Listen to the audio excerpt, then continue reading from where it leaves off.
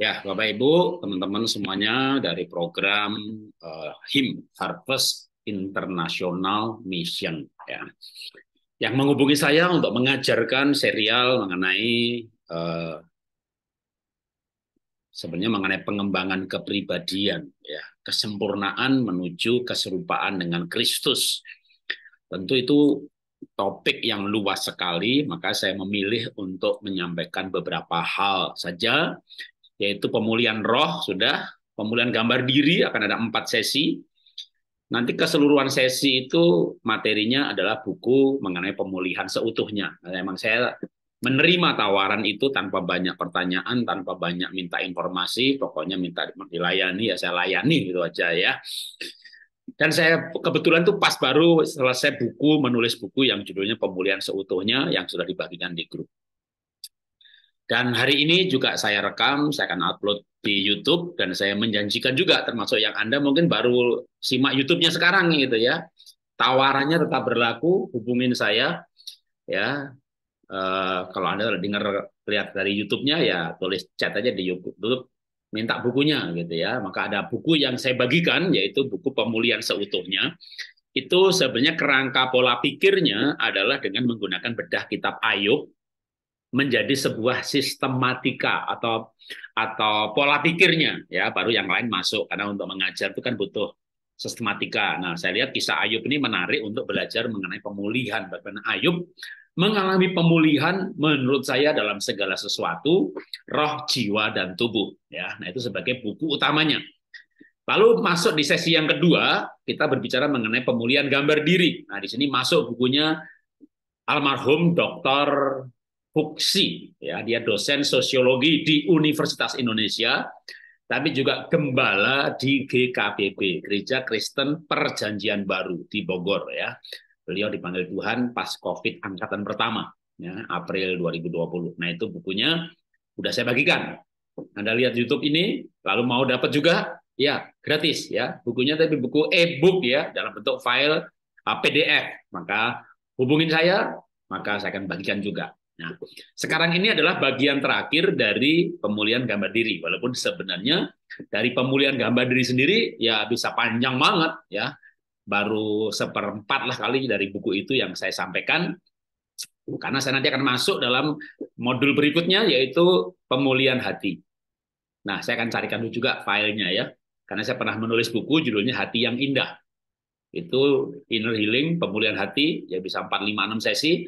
Tapi nanti saya jadikan 2 sesi saja ya, itu pemulihan hati. Jadi sekarang adalah pemulihan gambar diri yang terakhir, walaupun ini sebenarnya pembelajaran sekolah teologi ya, tapi saya mencoba untuk tidak terlalu teologis ya, lebih ke praktis bagaimana kita itu mengalami pemulihan gambar diri, kita berubah. Karena itu menurut saya lebih lebih penting ya, walaupun kalau mau menanyakan hal-hal teologis ya sekali lagi ya, selama saya bisa menjawab, karena teologis itu kan beda sinode, beda konsep ya kan.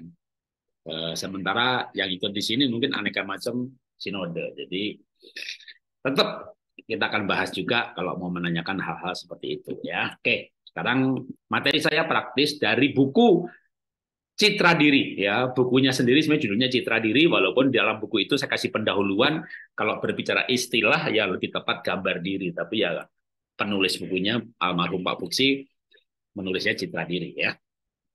Nah, sekarang adalah sesi yang keempat dari pemulihan gambar diri. Nah, oke, sekarang kita ini ada di pelajaran mengenai bagaimana sih kita bisa membangun gambar diri. Setelah rohnya pulih, ciri-ciri manifestasi yang buruk, apa saja yang mempengaruhi, itu sesi 1, 2, 3 ya. Nah, sekarang sesi yang keempat, secara praktis langkah membangun gambar diri tentunya setelah belajar sesi 1, 2, 3 sebelumnya ya.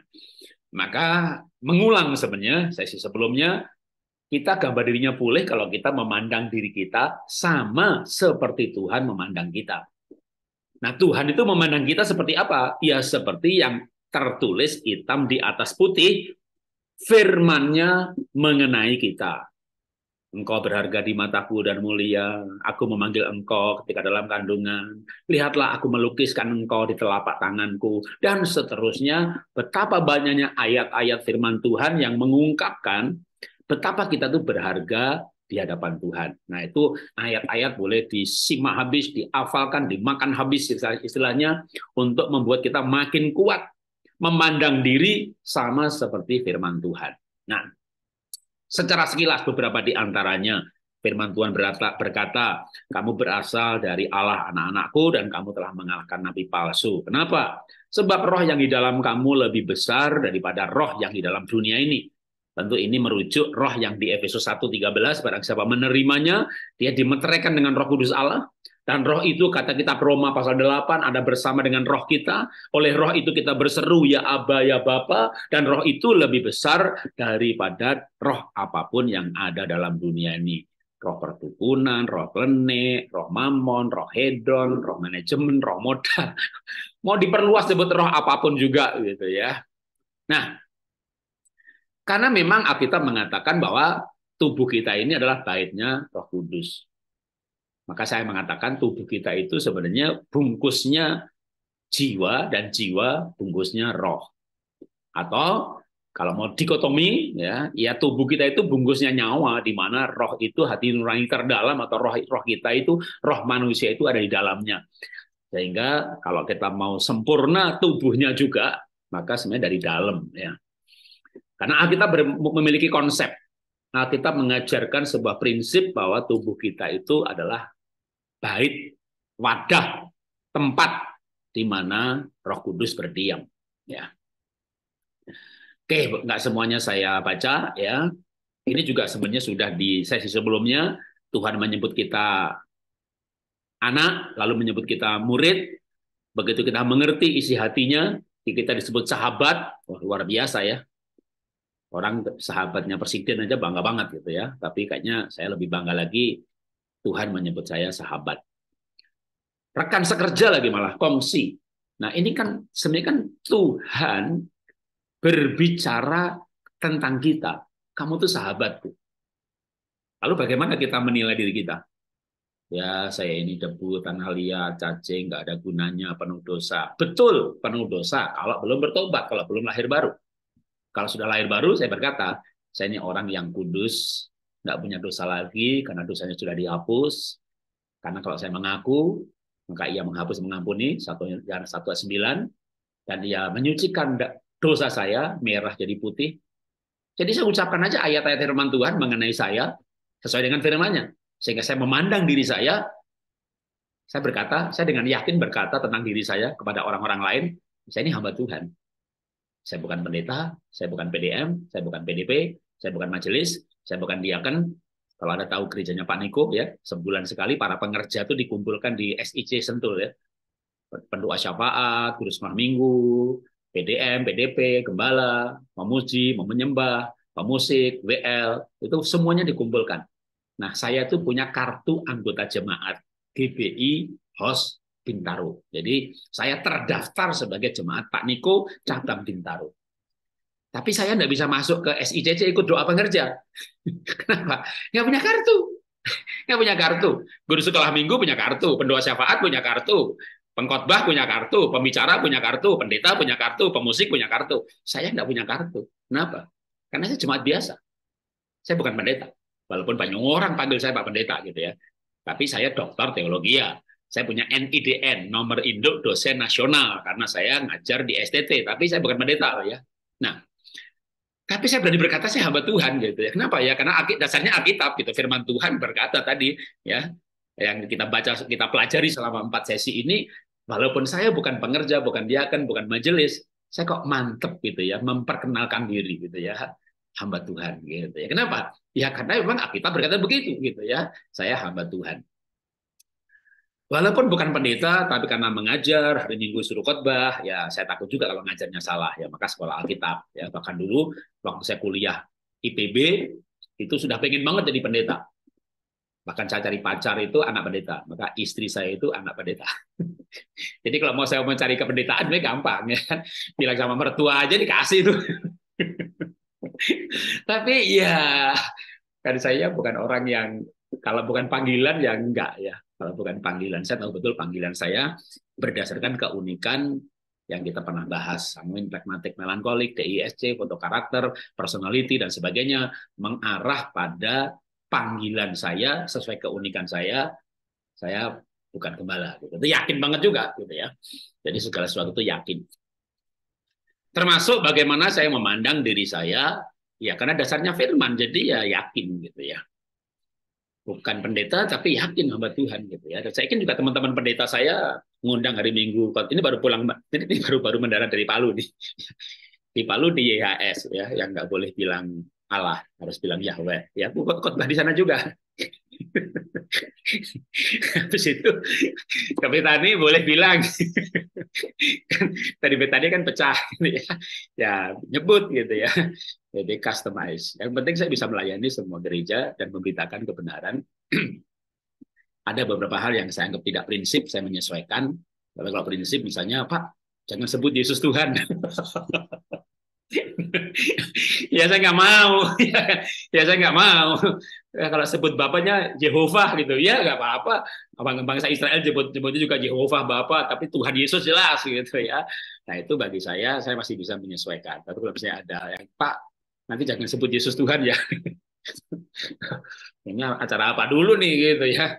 Ini acaranya di pondok pesantren Pak. Oh ya nggak apa-apa, saya ngajar kesehatan aja ya, olah nafas. Ya, tapi kalau melayani ya tetap ya. Dan saya akan memperkenalkan saya termasuk di dalam acara komunitas olah nafas. Ya. Ketika ada camp kesehatan gitu ya, wah saya ngajar bersama Pak Saiful Karim, itu Pak Ustadz tuh. Ya Pak Ustadz yang memperkenalkan dirinya, saya mimpin pondok pesantren di Bandung gitu ya. Ya saya ikut memperkenalkan juga, saya hamba Tuhan kalau minggu khotbah. Jadi kita mendeklarasikan ya. Jadi kita tidak sembunyi dengan identitas. Kenapa? Saya bangga dengan identitas saya. Saya tidak malu. Saya bahwa saya itu hamba Tuhan. Cuma karena misalnya di pelajaran komunitas olah nafas itu kan lintas agama ya. Saya jarang menyebut misalnya Tuhan Yesus gitu ya, tapi saya bilang Yesus, Tuhan itu penyembuh, Tuhan itu hidup, dia bukan teologi, dia bukan dogma, dia pribadi, karena pribadi dia bersuara, dia bisa didengar. Kalau kita mau dengar suaranya, asal roh kita ini ada rohnya dulu gitu ya. Nah ini kalau ada yang japri saya, Pak, kok Tuhan Pak Jarod itu kayaknya kok nyata banget ya, kayak keberadaannya itu nyata loh. Semua Tuhan harusnya keberadaannya nyata dong ya. Saya nggak tahu Tuhan yang lain, tapi Tuhan saya itu keberadaannya nyata banget. Nah itu kita bersaksi mengenai Tuhan kita, mengenai status kita dengan bangga. Ya, kita tidak malu dengan Tuhan kita, tidak malu dengan diri kita. Karena gambar diri itu bagaimana kita memandang diri dengan bangga kita berkata kita tuh hamba Tuhan. Ya, walaupun tidak ditahbiskan sebagai pendeta. Jadi, bahkan dulu sebelum saya punya gelar dokter teologi gitu, ya saya nggak minder juga dengan PDP, PDM, PDT gitu. Ya, saya depannya baru insinyur gitu ya, pedagang sepatu. Ya emang dari dulu saya dagang ya kan. Emang gimana emang hidupnya begini kan gitu kan. Tapi saya hamba Tuhan. Ketika saya kuliah pun saya hamba Tuhan yang sedang kuliah. Saya kerja di Astra, saya hamba Tuhan yang sedang kerja di Astra, dan saya bekerja dengan nilai-nilai seorang hamba Tuhan, jujur sebagai seorang hamba Tuhan. Lalu saya buka usaha, saya bayar tagihan seperti seorang hamba Tuhan membayar tagihan, saya bayar utang bertanggung jawab seperti seorang hamba Tuhan bayar utang, ya. Itu karena saya punya memandang diri saya itu hamba Tuhan. Dan saya waktu kalau bisnis, saya pergi ke tempat supplier, saya kenalkan, saya Jarod, memilih Iva, saya hari Minggu khotbah, saya hamba Tuhan, ya, supaya saya nggak ngemplang, gitu. Udah terlanjur memperkenalkan diri sebagai hamba Tuhan. Jadi kalau kita mengenal diri kita, memandang diri kita juga akan memperkenalkan diri kita kepada orang lain. Saya itu siapa, gitu ya. Saya hamba Tuhan. Bapak-bapak, ibu-ibu juga boleh kenalkan kepada anaknya ya. Nah, setelah Papa ini ikut seminarnya Pak Jarod, Papa ini yakin banget loh nak, Papa ini hamba Tuhan, gitu ya. Nanti suatu saat anaknya nakal, ya kan? Bapak mau pukul anak, anaknya bilang hamba Tuhan.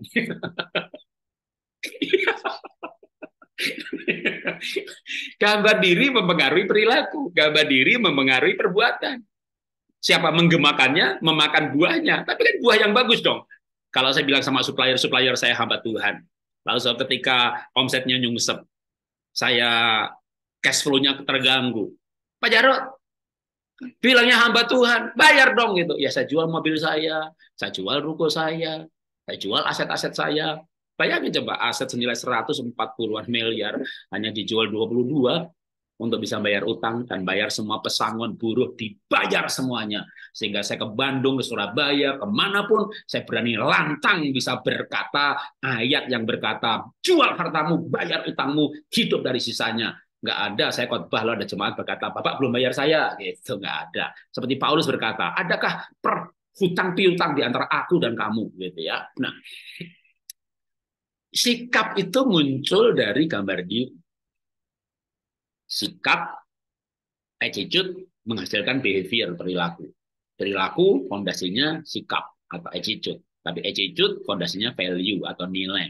Dalam nilai-nilai itulah ketika berbicara nilai tentang diri sendiri, yaitulah gambar diri. Ya, oke. Lanjutkan lagi mengenai gambar diri. Ya, saya memandang diri saya sebagai kongsinya Tuhan, hamba Tuhan, rekan sekerjanya Tuhan. Seperti juga Lena Maria berkata, saya adalah sebagaimana Tuhan berkata tentang saya di dalam firman-Nya. Saya milik Tuhan, saya rekan Tuhan di bumi untuk melakukan pekerjaan kerajaan sorga sesuai rencananya. Oke. Nah, sekarang gimana caranya kita bisa punya gambar diri yang baik? Saya baca ayatnya dulu. Dimulai dengan Paulus bilang kepada orang di Tesalonika, ya kamu tuh harus bekerja gitu ya. Jangan ada orang yang nggak tertib hidupnya, sibuk hal yang tidak berguna. Kalau nggak bekerja jangan makan gitu ya. Ada sebuah prinsip di mana Paulus atau firman Tuhan mengajar supaya kita itu hidup itu bekerja atau lebih tepatnya berdampak. Oke, kenapa demikian? Karena namanya pemulihan gambar diri mundur ke belakang. Tuhan menciptakan Adam, lalu Tuhan ayatnya berkata begini. Lalu Tuhan menempatkan manusia itu di Taman Eden untuk memelihara dan mengusahakan taman itu. Jadi semula, memang dari semula itu Tuhan menciptakan laki-laki dan menciptakan manusia itu untuk berkarya. Tuhan menempatkan manusia itu di Taman Eden untuk memelihara dan mengusahakannya. Ya, konsepnya adalah Tuhan menciptakan manusia untuk berkarya, untuk bekerja. Jadi kalau laki-laki itu hari Senin itu stres kan harus kerja, itu laki-laki nggak normal ya. Laki-laki yang normal itu kalau nganggur stres itu ya, nganggur bingung. Laki-laki nganggur bahagia, itu laki-laki nggak normal, itu manusia nggak normal. Jadi Tuhan tuh menciptakan kita untuk berkarya. Nah makanya kalau Tuhan ciptakan kita untuk berkarya, lalu jatuh dalam dosa, dan setelah dosa itu ada males, ada macam-macam, maka namanya pemulihan gambar diri sudah lahir baru, tapi mentalnya kan perlu dibangun.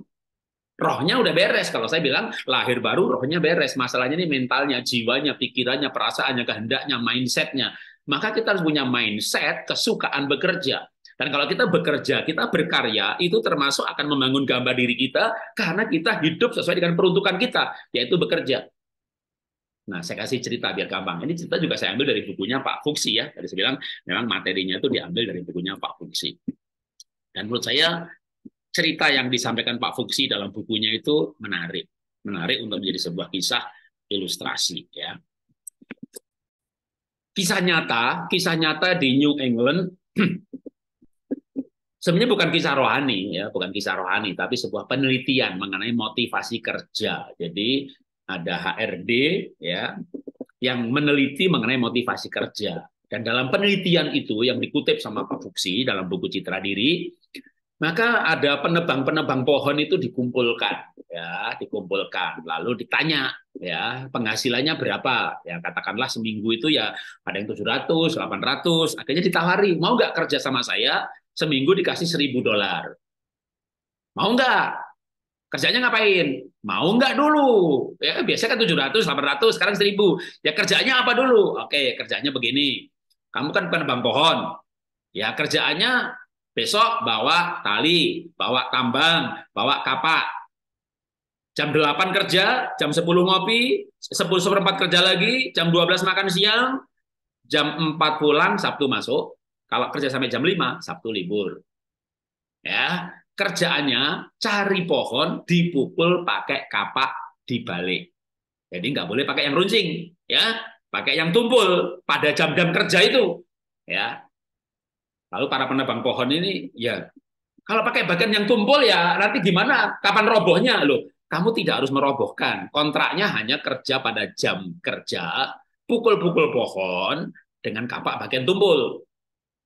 Jam 8 kerja, 10 istirahat, 10.15 kerja, 12 makan siang, jam 1 kerja, jam 4 pulang. Ya, Sabtu masuk. Atau jam 1 kerja, jam 3 break 15 menit ngopi lagi, minum, istirahat sebentar, kerja lagi, 3/4, jam 5 pulang, Sabtu libur. Para penebang pohon tanya lagi, menegaskan aja, kami tidak harus merobohkan pohon, tidak. Nah, kalau Bapak Ibu saya tanya, ya boleh angkat tangan, raise hand juga boleh, mau nulis di chat juga boleh. Pertanyaan saya, itu kerjanya gampang atau susah? Atau ditulis aja di chat ya. Kerja biasanya $700, 800 dikasih $1.000, pukul-pukul bagian pukul-pukul pohon dengan kapak bagian belakang, tidak harus roboh. Gampang atau susah? Oke, gampang Pak, boleh. Ada yang jawab gampang, gampang lagi. Oke, boleh. Ya 5 orang lah, gampang, gampang, mudah, mudah, gampang, mudah. Oke, dah mewakili udah ya. 1 orang bilang susah. Oke. Oke, kita lanjutkan ceritanya. Gampang atau susah gitu ya? Ya semua orang bilang gampang. Gitu. Apa susahnya ya kan? Cuma mukul pohon pakai kapak bagian belakang, nggak harus roboh. Apa susahnya? Ya sudah, teken kontrak, teken ya kan? Mereka mulai kerja, tak tok tak tok tak tok gitu ya kan? Baru setengah hari ada orang lewat gitu ya. Mereka mulai berkomentar, loh Pak, kok mukul pohon pakai tumpul ya, kapan robohnya gitu ya. Ya mereka sambil pukul-pukul, nggak harus roboh, ini kontrak kerja, kontraknya memang begitu. Ya kontrak ngawur itu Pak, enggak kok $1.000 itu ya. Ya hanya orang gila Pak yang mau, enggak ya, yang butuh duit lah mau gitu ya. Besoknya lagi pukul-pukul pohon lagi gitu ya. Lah orang itu udah 2 hari, ini 2 hari kok pukul-pukul pakai yang tumpul, itu kamu tuh orang nganggur, orang gila atau orang apa sih gitu ya. Lalu ya mereka bilang, wah ini kontrak itu, kontrak apa itu? Gitu ya. Hari yang ketiga mereka mulai berkomentar, wah ini dan beneran ini gila beneran ini gitu ya. Bahkan mereka berkomentar lagi, mereka potret, upload hashtag gila broadcast gitu. Wah mereka mulai mikir, lah kalau kita dianggap gila ya, ya nggak apa-apa lah $1.000 gitu kan. Akhirnya besoknya mereka masuk ke hutan yang lebih dalam, jangan di pinggir jalan. Nah, peduli apa kata orang, bodoh amat dengan komentar. Aku butuh duit, ya kan? Aku butuh duit. Ini $300 lebih banyak daripada biasanya. Apapun komentar orang, yang penting aku tidak gila, gitu kan? Mereka kerja lagi, ya. Nah, minggu kedua itu orang-orang kan juga lewat hutan lagi kan. Dari kemarin bunyi tak tok, tapi kok nggak bunyi pohon roboh ya, Bu? Kok bunyinya makin ke dalam? Yuk kita lihat yuk gitu ya. Mereka ngelihat ke dalam. Ya, ternyata orang yang sama. Ini sekarang di pinggir hutan, sekarang masuk ke dalam, tetap pakai yang tumpul. Wah, ini mah dipotret hashtag gila beneran. Ini gila beneran ini. Ini gila beneran. Padahal kontrak-kontrak ini gila beneran gitu ya. Jadi mereka dipotret, diceritakan gila beneran gitu ya. Oke, singkat cerita, minggu ketiga beberapa orang mengundurkan diri, minggu keempat beberapa mengundurkan diri, singkat cerita minggu ke-8 tidak ada lagi yang melanjutkan. Nah, akhirnya semuanya dikumpulkan. Baru akan dibayar ketika semuanya nggak ada yang melanjutkan lagi. Diwawancarai, dari hasil wawancara itu ketemulah motivasi kerja. Kenapa kalian tidak mau melanjutkan lagi padahal $1.000 1 minggu lebih daripada biasanya? Dan mereka menjawab, singkatnya begini kalau saya rangkum. Kami ini penebang pohon, kami ini bukan orang gila. Kepuasan kami bekerja itu kami pukul pohon dengan bagian yang runcing, yang kami lakukan itu ada dampaknya. Pohon itu terluka dan yang bikin kami bangga, pohon yang besar itu mulai goyang waktu dia bergerak menuju roboh. Kok daun ketemu daun, itu seperti tepuk tangan, boom, itu seperti gol kalau kami sepak bola. Itulah kebanggaan kami. Itu sebelum makan siang kami robohkan 1 pohon. Kami berkata setelah makan siang 1 pohon lagi. Kebanggaan kami, kepuasan kami kalau kita bisa mengumpulkan minggu demi minggu lebih banyak pohon lagi. Nah kalau kami ini hanya pura-pura pukul-pukul gitu. Memang kami tidak gila, tapi lama-lama kami gila beneran. Jadi kenapa kami mengundurkan diri? Mohon maaf, kami bukan orang gila, kami penebang pohon. Kami akan bekerja sebagaimana mestinya gitu ya. Jadi ternyata pura-pura pukul pohon itu susah. Susah. Oke, sebagai ilustrasi yang lain ya, siapa Bapak Ibu di sini yang bekerja? Gimana kalau besok dipanggil bosnya? Mulai hari ini kamu nggak usah ngapa-ngapain ya. Saya baru ketemu 1 orang lulusan dari Harvard. Mereka cum laude.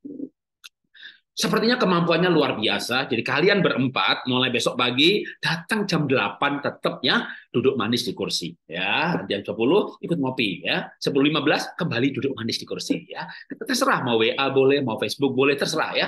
Nanti jam 12 makan siang ya. Jam 1 kembali duduk manis di kursi ya. Nah, jam 3 nanti ngopi ya. Nanti jam 3 seperempat duduk manis lagi di kursi ya. Nggak usah kerja apa-apa, semua pekerjaan diselesaikan sama pegawai baru dari Harvard itu ya. Enak kan sekarang kerjanya gitu ya. Kira-kira kalau Anda bekerja gitu sehari, 2 hari, 3 hari, Anda bahagia atau enggak? Nah, makan gaji kosong. Anda bahagia atau enggak? Kalau Anda bahagia, saya khawatir Anda orang gila rupanya ya. Segera pergi ke rumah sakit di Rogol gitu ya. Jadi kalau kita tuh nggak berdampak apa-apa, kita nggak berguna apa-apa, kita khawatir jangan-jangan mau dipecat ini, nggak dipecat pun kita gelisah gitu ya. Yang normal itu begitu. Orang normal itu kalau nggak berdampak gelisah. Hanya orang gila yang makan gaji buta, nggak kerja apa-apa. Nah, makanya orang yang tidak bekerja, sudah suami, istrinya lebih sukses, istrinya duitnya lebih banyak, lebih pinter lagi, suaminya males, nganggur, nggak ngapa-ngapain, karena nggak ngapa-ngapain, gambar dirinya rusak, manifestasi di gambar diri yang rusak, ngamuan, gampang marah, sudah, wah istrinya akhirnya konseling sama saya, Pak Jarod, suami saya itu Pak, sudah jelek, miskin, males, muka kayak Herodes, tingkah ragu Pontius Pilatus, urapannya Firaun, udah salibkan dia Bu. Tapi kan saya tanya ibunya lah, kok ibu mau sama dia? Nah, jadi ketika orang tidak berdampak, ketika orang tidak berbuat apa-apa, cepat atau lambat, jiwanya terganggu, mentalnya terganggu, gambar dirinya rusak. Nah, dibalik sekarang, kalau begitu gimana cara membangun gambar diri? Ya berkontribusilah, bekerjalah, berdampaklah. Mau sebagai apapun. Anda bekerja, berdampaklah untuk perusahaan. Anda di komunitas. Saya masuk di Kasuari tahun 2009. Saya pindah beberapa kali rumah. Saya masuk di Kasuari, ini komplek yang udah 20 tahun usianya. Ada 300 kepala keluarga. Saya mulai kerja bakti sendirian, ngajak tetangga, saya ajak tetangga nanam pohon anggrek, saya ajak tetangga bikin biopori, saya ajak bikin apotek hidup, selain biopori, saya ajak bikin ekoenzim, saya ajak memilah-milah sampah organik, anorganik, yang sampah anorganik dikumpulkan, dijual ke pemulung, akhirnya mencari pengusaha sampah, ya kita bisa jual, mendirikan bank sampah. Singkat cerita, saya dijadikan ketua lingkungan. Dan saya ajak lingkungan saya untuk lomba antar klaster di Bintaro Jaya. Sudah 7 tahun, 7 kali berturut-turut kami juara 1 klaster terbaik di Bintaro Jaya. Nah, karena saya berdampak, ya saya dihargai di sini. Tapi selain dihargai, saya sendiri merasa hidup ini berguna. Saya merasa enak. Ya, kenapa berdampak? Ya, makanya kalau kita mau dihargai, ya berkontribusilah. Suami mau dihargai, berkontribusilah. Istri mau dihargai, berkontribusilah. Sebagai hamba Tuhan mau dihargai, berkontribusilah di yayasanmu, di gerejamu, di sinodemu, di mana engkau berada, berkontribusilah. Jadi ketika kita berkontribusi, kita bekerja, tentu ada kayak kalau digabung dengan sesi sebelumnya, sanguin, marketing, melankolik, accounting, yaitu bekerja sesuai dengan passion, minat, bakat, talenta, keunikan diri, itu udah sesi yang lalu. Tapi sekarang kita saatnya berkarya, bekerja, memberi dampak. Makin kita berdampak, ya, makin kita berkarya, atau kita bicara gereja, ya makin kita melayani, menangin jiwa satu, ngajak ke gereja ada yang mau satu, waduh, itu kita merasa berarti, merasa berharga, bukan merasa sebenarnya, karena betul-betul berharga bagi orang lain yang mendapat keselamatan. Aduh, terima kasih ya, kalau saya nggak kenal Bapak, saya masuk neraka, terus saya bisa hidup damai sekarang karena saya kenal Bapak. Waduh, itu membangun gambar diri kita, bahkan melegalisasi kayak kan Daud itu sudah ditahbiskan ya, Daud sudah diurapi menjadi gembala. Tapi ketika dia mulai berkarya, dia berperang, kalahkan suku demi suku, maka berapa tahun kemudian ketika Daud melihat Israel raya, dia berkata begini, taulah aku, Tuhan telah menetapkan aku sebagai gembala Israel. Lah, pentahbisannya udah dulu. Tapi kadang orang udah ditahbiskan, masih bisa belum yakin loh. Ada nggak di sini pengerja yang sudah sekolah Alkitab, lulus S1, sekarang ngambil S2, tapi masih ragu-ragu untuk mendeklarasi aku di hamba Tuhan? Segera melangkah, segera berkarya. Nanti akan ada pengakuan, akan ada hasil yang membuat itu menambah, ya, membangun gambar diri kita sebagai seorang hamba Tuhan. Ya, karena kita berdampak, kita berkarya. Bahkan gambar diri sebagai manusia. Oke, kita lanjutkan lagi. Hidup yang berarti jika bisa mandiri, bahkan terlebih lagi berdampak dan berguna bagi sesama. Yaitu bentuk praktis dari dipanggil untuk berbuah, berguna bagi sesama, mencintai sesama manusia dengan sama diri sendiri. Bentuk praktisnya ya kita harus berdampak. Hidup yang memberi dampak. Berikutnya lagi, yang kedua. Bagaimana kita bisa membangun gambar diri? Maka saya ambil ayat-ayat dulu untuk diambil prinsip atau esensinya. Apabila kamu mengasihi orang yang mengasihi kamu, apakah upahmu? Bukankah pemungut cukai juga berbuat demikian? Berarti kita harus punya level kasih, mutu kasih, kualitas kasih yang melebihi kasih pada umumnya. Yaitu kasih seperti kasihnya Tuhan Yesus. Kenapa demikian? Kenapa kita harus mengasihi, berbuat baik? Bahkan kepada orang yang jahat, karena kita buatan Allah, diciptakan dalam Kristus Yesus untuk melakukan pekerjaan baik yang dipersiapkan. Kalau kita mau berbuat baik, kita programkan berbuat baik, kita jadwalkan berbuat baik, kita agendakan berbuat baik, nanti Tuhan membuat itu terjadi karena Ia mau supaya kita hidup di dalamnya. Contoh aja biar gampang. Saya usahakan banyak banget ya sebelum bangkrut. Setelah bangkrut pun sekarang juga banyak lagi nih. Sekarang saya marketing untuk jaringan suplemen namanya Apotek PHS. Saya mendirikan Apotek PHS dan sekarang sudah ada di hampir 35 kota besar ya. Saya juga marketing dari Klik DNA untuk tes DNA. Saya sekarang direktur keuangan LSP Animasi. Ya.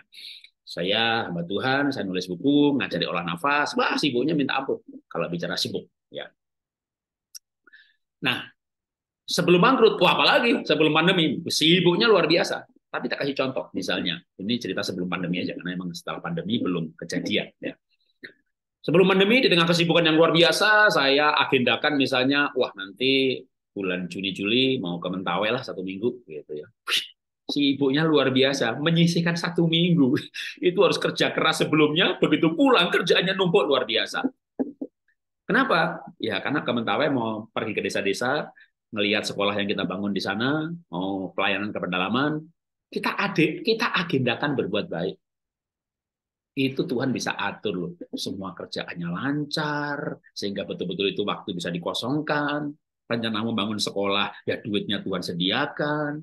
Anggaran-anggaran bocor yang kayak untuk obat, untuk ini, segala macam, ya bisa tidak ada sama sekali. Karena Tuhan tuh mau kita hidup untuk berbuat baik. Yang penting kita komitmen, bahkan langsung aja mengagendakan. Ya, maka sekarang saya tiap tahun pokoknya tak agendain bangun 2 sekolah, gitu ya.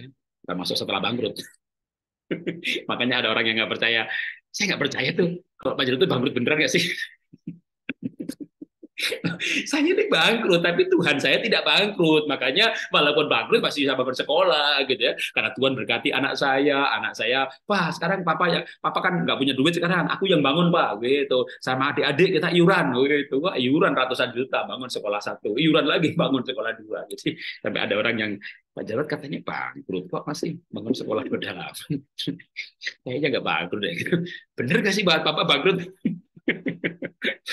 Itu ke BSD, lihat kantor saya sekarang udah disegel. Dia ada tulisan pelangnya dijual gitu. Ya bangkrut beneran gitu. Tapi Tuhan nggak bangkrut. Tapi kok Bapak ketawa? Iya, kalau soal ketawa saya itu sebelum bangkrut, sesudah bangkrut ketawanya sama, antusiasnya sama, semangatnya sama, cerianya sama. Yang beda saldonya. Gitu loh ya, kalau saldonya plus, gitu. Sekarang saldonya ya pas bangkrut itu sempat minus 18 miliar, tapi udah jual aset, lunas, nah udah nggak minus, terus naik lagi ya, jualan lukisan, jual ini, jual itu, sekarang jual vitamin C, apa pun tak jual, yang penting nggak jual diri. Ya kalau pelayanan juga nggak jual tarif, ya sukarela, berapapun sukarela, gitu ya. Tapi kalau produk ya saya jual, namanya pedagang, ya. Dan saya komitmen saya sebagai pengusaha ya nggak terima perpuluhan, nggak terima sumbangan, gitu ya. Mau nyumbang ya sumbang lah ke gereja sana. Tapi saya mau berbuat baik, ya, dan Tuhan menyiapkan kita hidup di dalam rencana itu. Ya. Nah, kalau kita berbuat baik, jadi nomor satu adalah bekerja, nomor dua adalah berbuat baik. Itu cara untuk meningkatkan, ya, gambar diri bukan pemulihan, ya. Kalau boleh kan lahir baru, rohnya dibetulin, ya kan. Tapi kita bicara membangun gambar diri setelah rohnya dipulihkan. Bagaimana mental kita, jiwa kita ini makin membaik. Maka nomor satu memandang diri sama memandang Tuhan, nomor dua berkarya, berdampak, yang ketiga berbuat baik. Ini dua kisah ini juga dua-duanya ada di bukunya Pak Fuksi. Saya ambil satu aja. Kisahnya William Moon. Ini true story di kota New York. William Moon punya istri yang namanya Janda Moon karena William meninggal. Ketika suaminya meninggal, maka Janda Moon ini ya pas pemakaman itu biasanya nggak sedih ya. Kalau orang tuh pasangannya meninggal itu malah sedihnya tuh kalau udah tamu-tamu pergi semuanya. Semua tamu pergi, saya kurangi lampunya ya.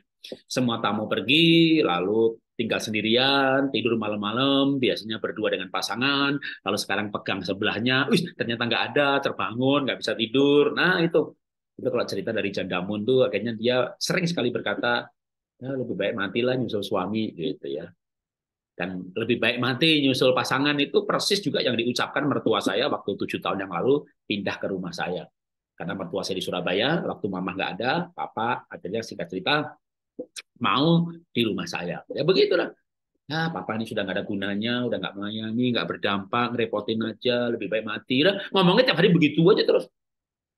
Ya, sampai akhirnya yang tadinya pakai kursi roda, pakai tongkat, lepas kursi roda, lututnya membaik, ya, lepas obat tidur, lepas obat diabetes, lah ikut saya, ya udah diajari makan sehat, motivasi sehat, tidur sehat, beberapa obat dilepas. Lalu mulai merasakan berdampak berguna, ternyata cucu itu senang banget kalau ketemu opahnya. Nah, nggak ngomong lagi pengen mati, ya kan? Jadi sebenarnya juga nggak perlu sih ngomong pengen mati gitu ya, karena kita juga sebenarnya pasti mati. Amin. Ya amin nggak amin mati juga gitu ya. Tapi nggak usah ngomong pengen mati. Nah, tapi hanya untuk menceritakan aja bahwa saya memahami kalau Jandamun diceritakan dalam bukunya Pak Fungsi itu ya seperti itu gitu ya, karena saya juga pernah ngalami di mana mertua ditinggal mamah gitu ya, pengen meninggal, pengen nyusul, tapi singkat cerita ketika mulai merasakan kebahagiaan dengan cucu bahkan cicit yang lahir gitu ya, udah nggak pernah lagi ngomong-ngomong pengen mati gitu. Nah, kembali ke Jandamun.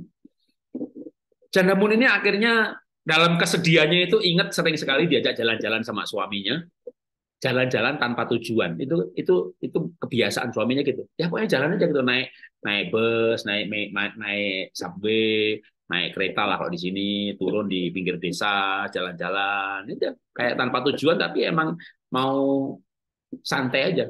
Akhirnya dia ingat kebiasaan dengan suaminya, dia ikutin. Dia lakukan lagi.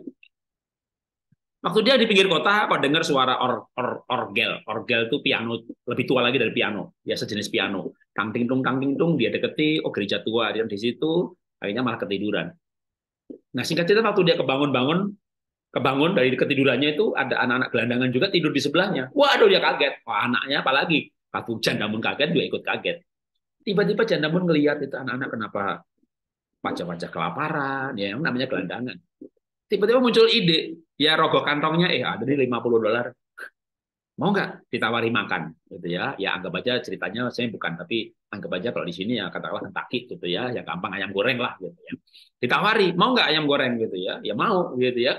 $50 dia beliin semuanya, itu 5-6 anak, waduh makan sampai saus-sausnya dijilatin. Jandamun ngelihat bagaimana itu anak-anak makan, berterima kasih, matanya berbinar-binar, waduh bahkan pengen nyium tangannya, makanya lahap sekali. Tiba-tiba Jandamun merasakan sesuatu yang sudah lama nggak dirasakan. Apa itu? Kebahagiaan. Dan akhirnya Jandamun pulang ke rumahnya dengan sebuah ilmu lama udah ribuan tahun yang lalu, tapi juga sudah lama juga dia nggak hidupin, yaitu lebih bahagia memberi daripada menerima. Menerima itu bahagia. Saya pun kalau dikasih bahagia. Benar, benar. Kalau nggak percaya coba minta rekening saya lalu transfer ke saya.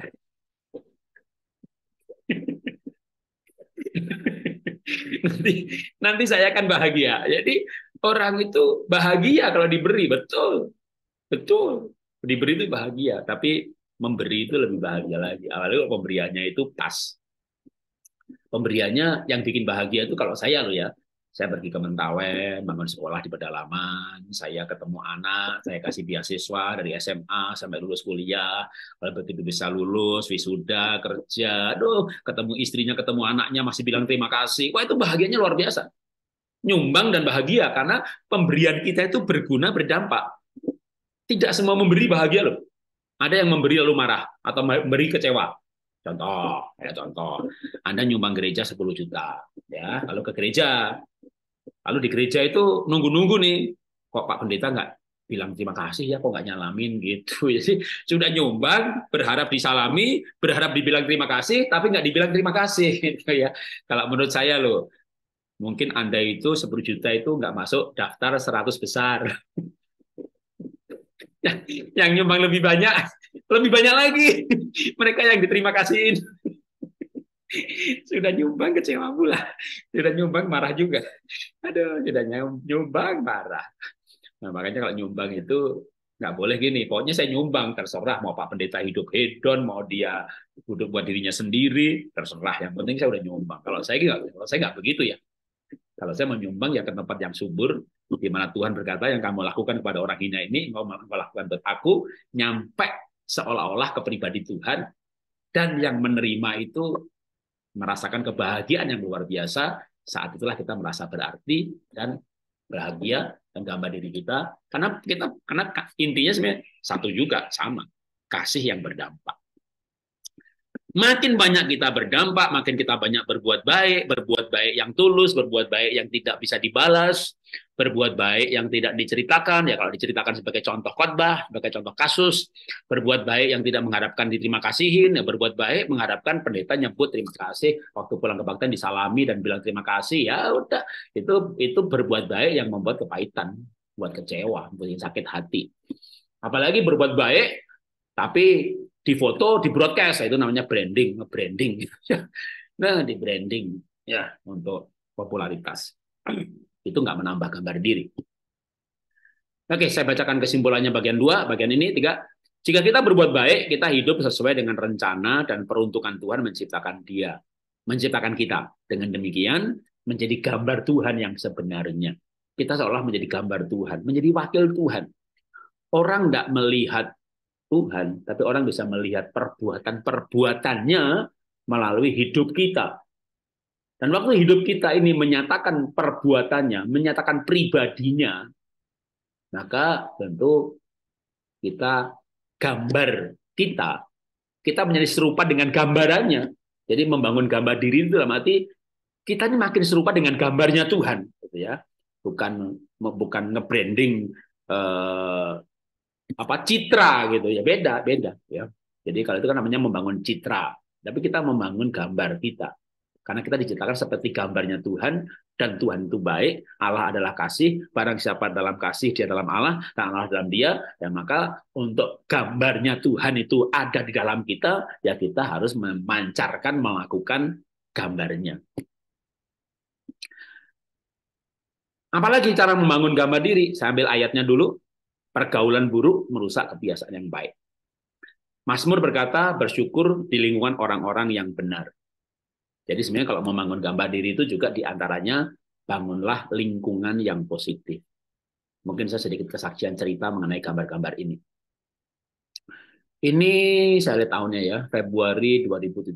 Ini Agustus 2017, ini Maret 2017, ini Juli 2017, ya sekitar 2017. Bermula sekitar 2015 sebenarnya. Tahun 2015 saya masuk, ya saya sebelumnya malah tahun 2000, 2005, 2004 itu saya udah masuk di Trans TV program Kristen, ya mulai masuk televisi. Lalu 2009 seiring dengan dibukanya live channel, saya masuk di live channel sejak bulan pertama televisi itu buka live channel. Dari situ mulai masuk TV, masuk radio, akhirnya dikenal sebagai motivator karena saya di televisi, di radio jarang pakai ayat. Ya, memang dari awal saya dulu punya sebuah konsep atau panggilan untuk masuk di marketplace, tidak hanya lingkungan Kristen, sehingga program Inspirasi 5 Menit di Live Channel 2009 itu nggak ada ayatnya kan. Jadi akhirnya dikenal sebagai motivator gitu ya. Palang tanggung ya belajar sekalian, walaupun ada beberapa esensi yang tidak alkitabiah seperti NLP, Neuro Linguistic Programming dan sebagainya yang banyak digunakan para motivator. Tapi karena saya mau menjadi motivator, terutama di bidang bisnis ya, untuk para sales, untuk para agen, agen asuransi, agen MLM kami sendiri, ya saya belajar hal-hal seperti itu.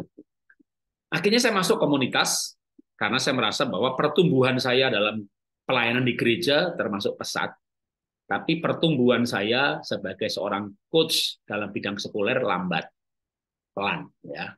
Ada sih yang panggil bank ini, bank itu, Suzuki, sales, susu segala macam, tapi jarang banget. Nah, gimana cara untuk kita bisa naik ya? Ya, ini kombinasi antara rohani dan sekuler, antara gambar diri dan citra diri ya. Nah, dalam komunitas sekuler yang saya masukin, akhirnya kita diajarkan. Tapi menurut saya juga ini prinsip Alkitabiah yang tadi ayatnya saya baca. Kalau kita mau membangun gambar diri, kita harus masuk lingkungan yang positif. Tinggal kita tuh hidup di mana. Ya, jadi cerita kasus hanya sebagai contoh. Nanti hal yang analog misalnya saya mau jadi hamba Tuhan, ya harus mencari lingkungan positif hamba Tuhan, karena hamba Tuhan negatif juga ada.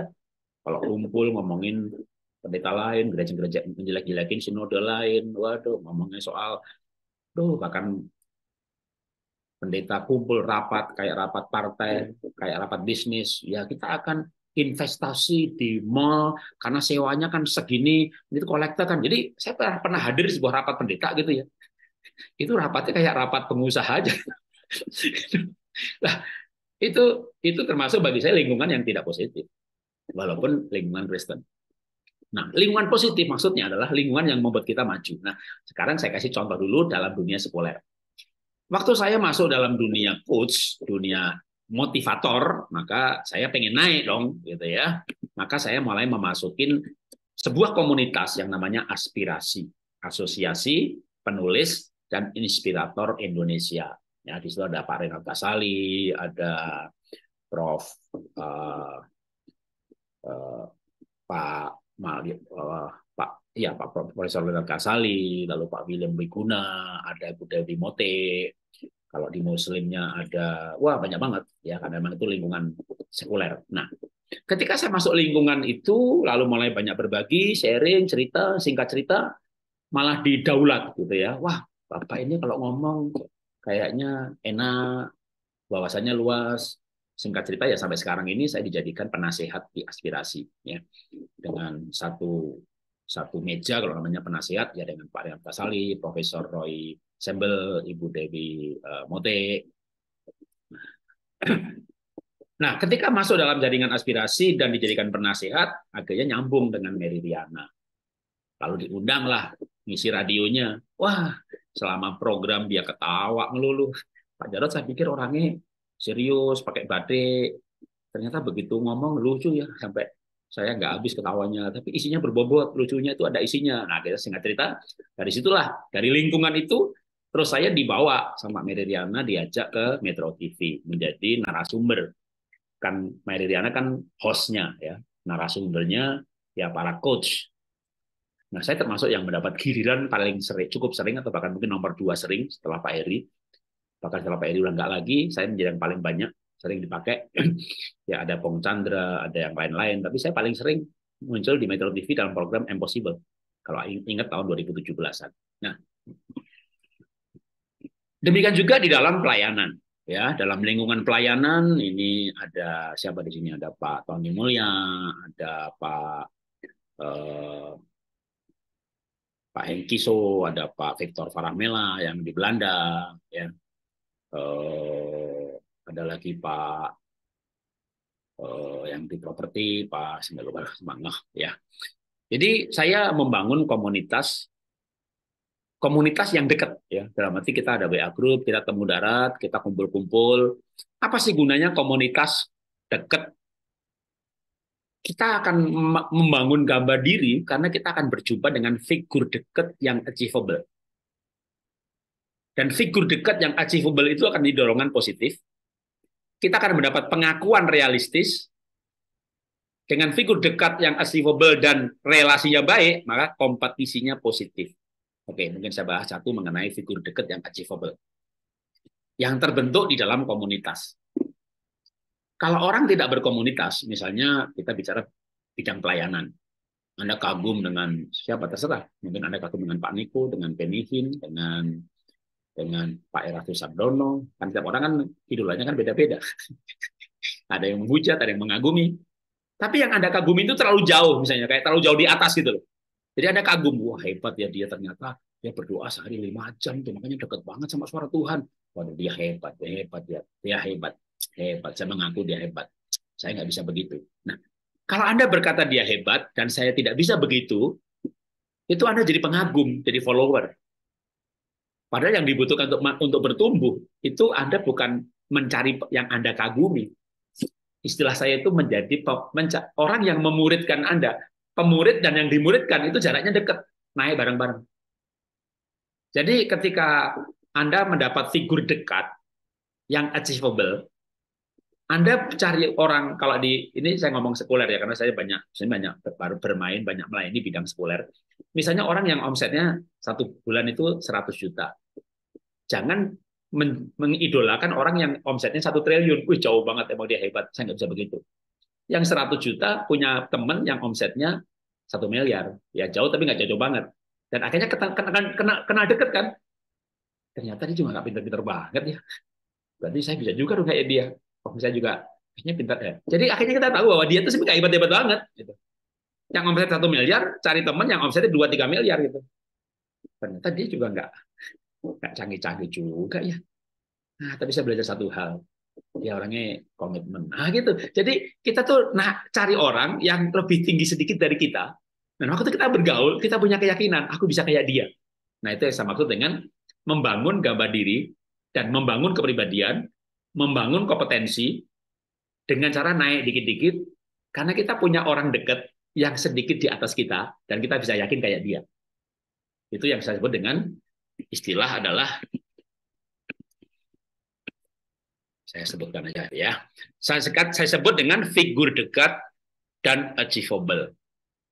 Jadi orang yang lebih dari Anda dan membuat Anda yakin bisa kayak dia. Ya mungkin tidak bisa 100%, tapi ya akhirnya kan ya sama nih sekarang masuk televisi gitu ya. Sekarang saya masuk di kira-kira 300 radio di Indonesia ini gitu ya. Karena saya punya teman yang masuk radio juga 300-an. Saya dulu ada 20-an. Nah, karena teman dekat gitu lama-lama boleh dong minta minta minta kontak person radio-radionya gitu. Lalu kita kirimin surat, kita kasih sampel audio filenya.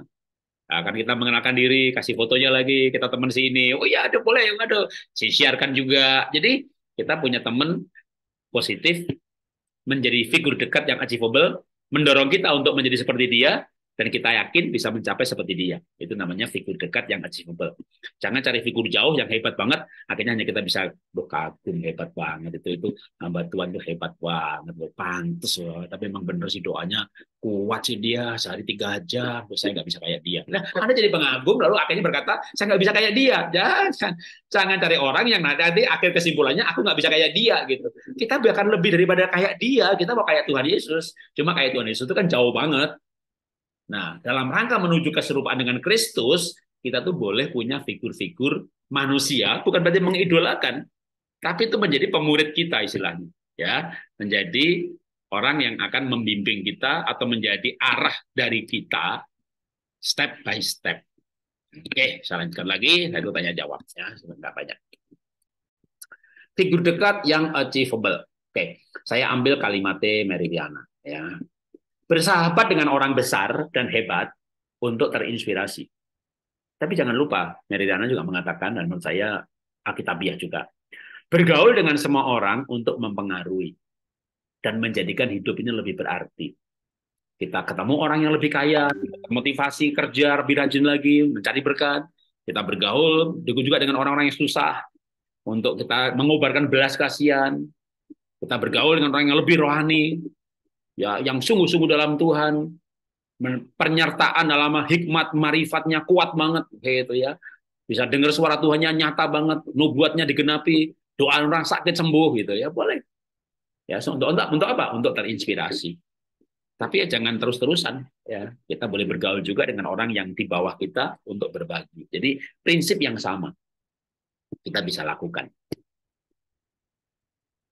Bagaimana cara membangun gambar diri? Yang terakhir, ayatnya diambil dari Paulus yang berkata kalau hidup ini ya harus ada tujuannya.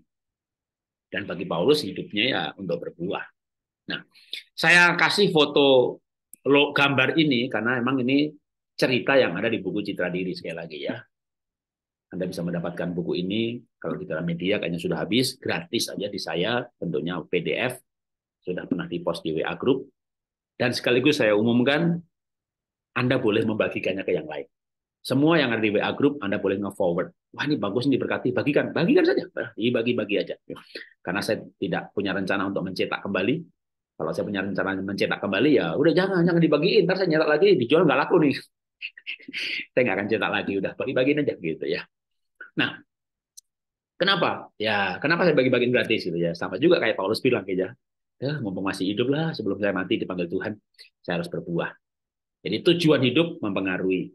Nah, ini kenapa gambarnya patung ini? Gitu. Inilah patung dari orang yang namanya Margaret Hargreaves, seorang janda yang diberi sebutan The Bread Woman of New Orleans.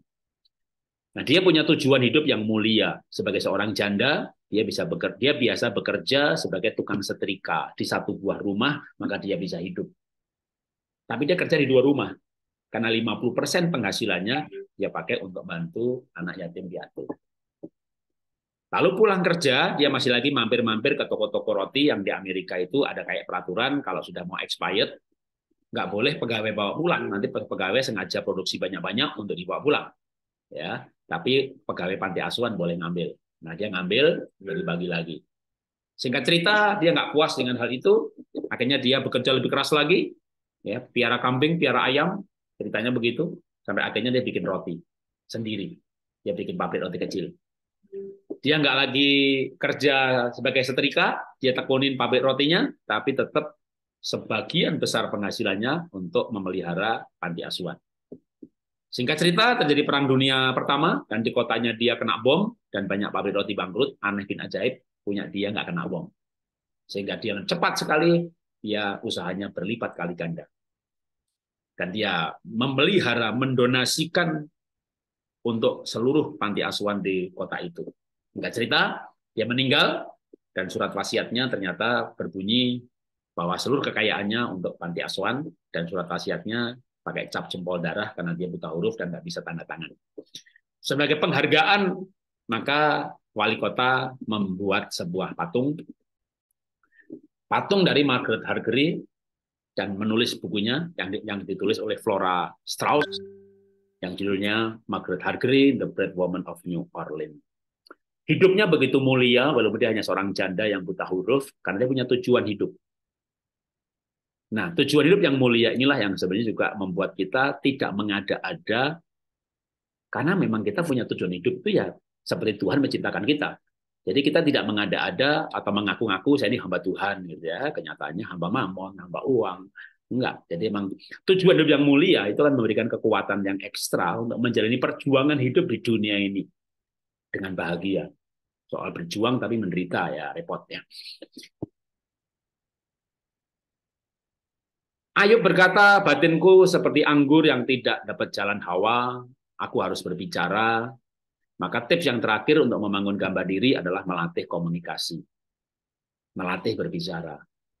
Caranya gampang, belajarlah untuk mengungkapkan isi hati.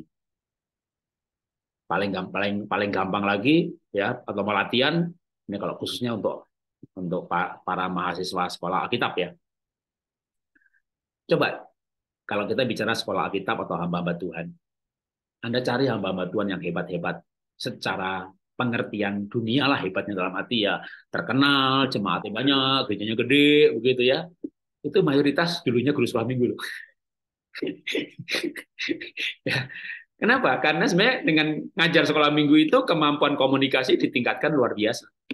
Dan itulah sebenarnya juga yang ditulis di buku Citra Diri ini. Ya, covernya ini itu di situ ditulis kalau Anda mau menjadi komunikator yang hebat, Dan kalau khotbah di panggung, di mimbar, grogi, mulailah jadi guru sekolah minggu. Itu tips sederhananya ya. Untuk meningkatkan kemampuan komunikasi, karena itu juga ada ambil bagian di dalam baik gambar diri ataupun citra diri yang memang kadang susah terpisahkan, ya. Tapi itu membantu, ya, ketika orang meningkatkan komunikasi. Oke, dari saya cukup. Sekarang masih jam 5. Kalau kita 1,5 jam ya ada waktu setengah jam. Kalau mau molor sampai jam 6 ya ada waktu 1 jam. Ya. Tapi kalau bisa selesai jam setengah 6 ya lebih bagus. Saya ada Zoom lagi. Selama masih jam setengah 8 saya akan Zoom lagi. Oke, saya akan melihat dulu. Ya, sebentar ya, kita break dulu. Saya pause dulu. Selamat sore Pak, bagaimana kita dapat mengukur antara menerima dirinya apa adanya dengan mencapai tingkat tertentu yang paling maksimal dalam hidup kita? Oke. Pertama adalah menerima diri apa adanya. Kemarin kan saya ajarkan di sesi sebelumnya, untuk menerima apa adanya itu butuh tambahan alat, ya, alat atau assessment paling tidak untuk memahami dari beberapa sisi. Misalnya kalau temperamen dasar DISC atau foto karakter, ya assessmentnya DISC, temperamen dasar atau foto karakter. Untuk kita bisa mengerti bagian dari diri kita, terutama mengenai sisi mental, jiwa, yang namanya personality, maka ada ilmu mengenai kepribadian yang namanya ilmu MBTI atau Enneagram. Yang paling banyak dipakai itu MBTI, yaitu Myers-Briggs Type Indicator. Ya, yang linknya juga pernah dipost di grup. Nah, dengan tes-tes seperti itu membantu kita untuk memahami siapa diri kita. Tapi yang penting seperti sesi sebelumnya, itu semuanya sebenarnya adalah assessment untuk mengetahui kita secara bahan baku. Karena kita secara sesungguhnya, kita itu adalah gambarnya Tuhan. Tapi dosa akan merusak diri kita. Sehingga kita tidak seperti gambarnya Tuhan. Nah, tapi untuk menuju seperti gambarnya Tuhan, kita akhirnya belajar mengenai keunikan diri. Dengan belajar mengenai keunikan diri, kita bisa bikin daftar list kekurangan kita, kelebihan kita. Dan list kelebihan kekurangan itu ya walaupun nggak akurat, tapi mendekatilah. Namanya juga ilmu, ya, ilmu karakter, ada ilmu kepribadian, ada ilmu psikologi, dan itu membuat seseorang itu sebenarnya lebih menyadari keunikan dirinya secara fair, secara menerima. Contohnya tuh gini, kalau ayah kita, ibu kita, gembala kita itu ngomongin, kamu tuh orangnya begini-begini, kamu tuh kelemahan kamu tuh ini gitu, kita marah gitu ya. Kenapa? Ya kita diomongin jeleknya tok gitu ya. Tapi ketika dengan assessment, kita itu dengan tes, kan kita namanya alat pengukur, kan bukan soal suka nggak suka, tapi objektif. Akhirnya kita menjadi sadar bahwa iya ya bener loh, saya itu lebihnya ini, iya ya saya kurangnya ini. Nah, itulah yang sebenarnya membuat orang untuk nantinya maksimal itu kan dimulai dengan kesadaran bahwa dirinya punya kelebihan dan bersyukur dirinya punya kelemahan. Nah, tapi ini bukan stempel kalau dalam sesi sebelumnya, ini bukan label baru kita gitu loh. Akhirnya kita dilabel, kamu tuh sanguin, memang begitu. Itu namanya malah assessment tapi digunakan sebagai label baru. Enggak, saya sekarang seperti ini, betul. Tapi saya akan menjadi seperti Kristus. Nah, tapi menjadinya itu prosesnya menjadi lebih jelas. Karena kita sendiri akhirnya tahu bahwa saya memang benar loh, benar-benar saya ini kekurangan saya tidak teliti. Nah, kita menyadari. Nah, kalau kita menyadari, akhirnya kita melatih. Jadi kita tidak menggunakan alat ukur psikologi untuk memberikan penghakiman baru. Kamu orangnya emang sanguin ya kayak begitu, melankolik begitu, pragmatik begitu, enggak ya. Tapi untuk menyadari keadaan saat ini. Nanti 5 tahun lagi bisa tes lagi, 10 tahun lagi bisa tes lagi, dan berubah. Dari waktu ke waktu bisa komposisinya bisa berubah. Yang tidak berubah cuma Tuhan sama setan gitu kan. Jadi ketika kita bagaimana kita bisa mengukur, bahkan kita bisa mengukur diri kita dari waktu ke waktu. Sama kayak tekanan darah kan juga berubah-berubah, ya kan? Kadar gula berubah-berubah gitu, dari waktu ke waktu. Maka kita bisa tingkat stres juga berubah-berubah. Kelenturan pembuluh darah dites dari ke waktu bisa berubah. Nah, kalau kita rajin mengukur, akhirnya kita tahu, oh ternyata saya kekurangan nitric oxide. makanya pembuluh darah saya tidak lentur. Oke, saya latihan olah nafas, gitu ya. Ternyata olah nafas dengan cepat menaikkan nitric oxide. Nitric oxide naik, pembuluh darahnya lentur. Pembuluh darahnya lentur, tekanan darah yang rendah bisa naik, yang tinggi bisa turun karena lentur gitu. Jadi kalau kalau kalau tinggi ya dia lebarin, kalau rendah dia kecilin. Ini lentur, yang benar tuh lentur, nggak kaku. Ya. Ini contoh aja sebagai ilustrasi ketika kita mendeteksi, ya mendeteksi dalam bentuk fisik kelenturan pembuluh darah. Nah, tapi kita mendeteksi nggak selama ini mengenai kepribadian kita sampai saat ini kita posisinya ada di mana? Atau itu bahan bakunya apa? Nah, itulah yang sebenarnya bagaimana kita bisa mengukur antara menerima diri apa adanya, ya kita harus tahu dulu saat ini kita tuh apa. Ya saran saya tes, karena ada tes yang gratis-gratis ya. Banyak banget sih yang gratis. Terutama kayak temperamen dasar, DISC, foto karakter, personality, semuanya ada yang tes gratis. Dari situ kita membuat peta, kita membuat daftar keunikan diri kita. Nah, lalu gimana cara mengukur pencapaiannya yang paling maksimal? Kalau pencapaian ini kan misalnya dalam hal apa? Dalam hal kerja ya karier, dalam hal uang ya saldo, penghasilan, gaji. Dalam hal kepribadian, nah apakah kita sisi-sisi positif dan karakter-karakter positif, atau kalau menggunakan istilah yang lebih rohani, buah roh kita tuh makin banyak. Dan makin banyaknya itu terukur dari hasil tes atau dari pengakuan paling nggak minimal, pengakuan orang lain. Kamu sekarang kok sabar banget ya orangnya, gitu loh ya. Jadi pengakuan orang lain, karena nggak ada mangga itu bilang, saya manis loh, saya manis. Gitu. Enggak, orang yang makan yang bilang mangga itu manis. Jadi buah itu yang merasakan orang lain. Maka dalam hal karakter, ya bagaimana taunya adanya kita mencapai tingkat tertentu yang maksimal, ya pengakuan orang lain. Kedua, dampak. Pencapaian, misalnya kalau kita pencapaian yang terukur gitu ya, misalnya kayak kalau misalnya bawa renungan, mengubah orang lain berubah karena renungan kita. Nah, tapi berapa orang yang dengar ya gitu ya? Wah, ya kalau saya bawa renungan tuh hari Minggu tuh biasanya 50 orang yang hadir gitu ya. Bisa nggak ditingkatin? Ya, diperluas lagi gitu. Jadi seolah kayak kayak memang kayak mengelola bisnis gitu ya. Tapi memang tujuannya supaya pelayanan ini terukur pencapaiannya. Wah, saya pengen ini dalam 1 bulan itu bisa mempengaruhi 1.000 orang gitu. Gimana caranya ya gitu? Ya berarti harus khotbah lebih sering gitu. Tapi siapa yang ngundang? Nggak ada yang ngundang. Lalu gimana supaya diundang gitu kan? Berarti hidupnya lebih benar nih. Nah, jadi nanti lama-lama akan berpikir gimana. Tapi tujuannya bukan cari uang ya, bukan cari persembahan kasih. Saya pengen lebih maksimal nih. Ya. Saya pernah berpikir waktu itu ketika berjumpa dengan orang-orang, maka tadi pelajaran kita hari ini kan kenapa saya ajarkan butuh lingkungan positif, berjumpa orang yang lebih sukses. Nah, waktu saya berjumpa dengan komunitas, para inspirator, para motivator, akhirnya kita diberi target malah yang lebih gede lagi. Pak Jarod, pelajaran Pak Yusuf itu bagus banget loh Pak. Kenapa nggak berpikir untuk mewarnai 1 juta orang Pak gitu? Saya pikir 1 juta orang gitu ya. Dulu kan saya pikir ya hari Minggu kan saya khotbah 3-4 kali. 1 kali khotbah biasanya jemaatnya 500, 200. Ya saya pernah hitung sih dalam setahun itu bisa berapa ratus ribu orang gitu ya. Saya suka mencatat khotbah kemana, jemaatnya berapa, yang hadir berapa, tak catat seminar yang datang berapa orang, tak catat gitu ya. Lalu saya pengen lebih maksimal lagi pencapaian saya gitu ya. Nah, akhirnya ini mikir kan, jadi kita mikir target, diasah, diusahakan. Jadi secara profesional ya kita akhirnya naik. Karena kita mulai berpikir, waduh kalau satu radio kita tanya, itu pendengarnya berapa rata-rata? Ya kalau program rohani nggak banyak Pak, kalau program lucu-lucu banyak tuh. Kalau rohani tapi lucu, nah mungkin naik tuh Pak.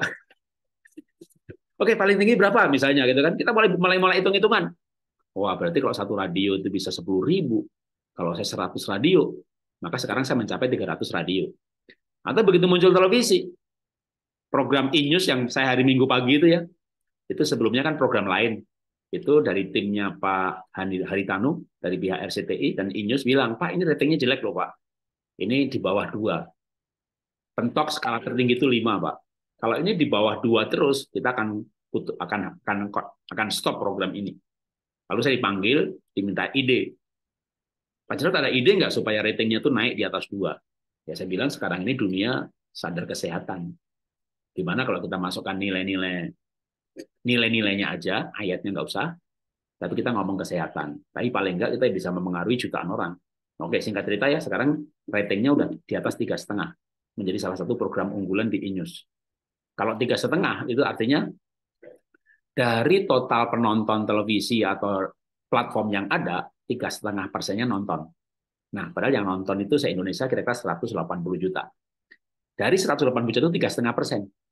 Berarti kan hampir 5 juta orang minggu pagi nonton saya, gitu ya. Nah, itu kalau kita bicara tadi kan apakah maksimal apa enggak. Nah, maksimal harus ada ukurannya, dan ukurannya itu ya angka. Kalau kita berbicara sebagai pembicara, ya ukurannya berapa orang yang mendengar atau beberapa orang yang dipengaruhi. Mau lebih tajam lagi, berapa orang lahir baru kan gitu kan? Berapa orang kalau KKR tuh maju ke depan, terima Tuhan Yesus gitu ya. Jadi terserah ukurannya mau yang ukuran yang mana. Kita boleh pakai ukuran apa saja sebenarnya, karena beda tujuan, beda indikator, beda ukurannya kan gitu kan.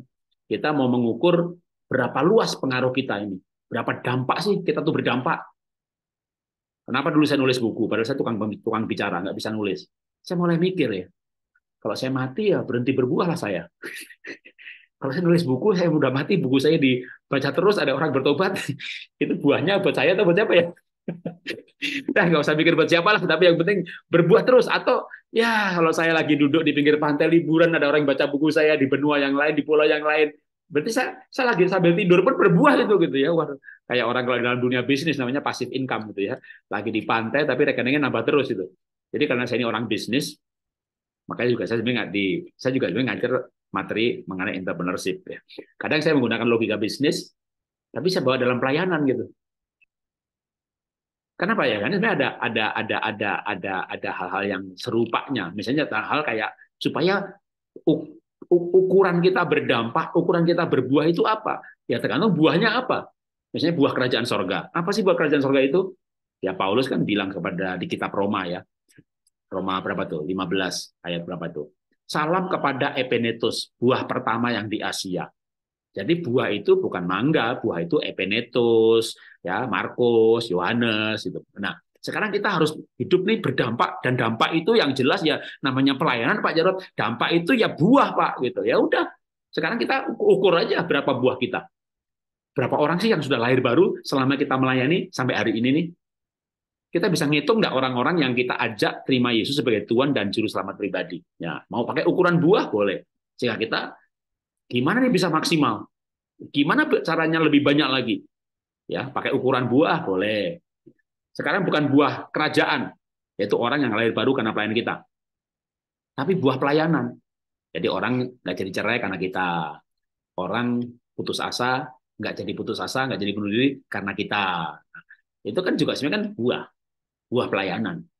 Nah, kalau bicara maksimal, pertanyaannya, gimana kita taunya maksimal apa enggak? Ya, taunya harus ada ukurannya. Dan ukurannya seberapa orang berubah karena kita. Nah, untuk memperbanyak, maka digunakan alat. Nah, bicara nulis buku, bukan mau dijual cari duit sebenarnya. Motivasi awalnya, gimana saya bisa berbuah banyak, kan gitu.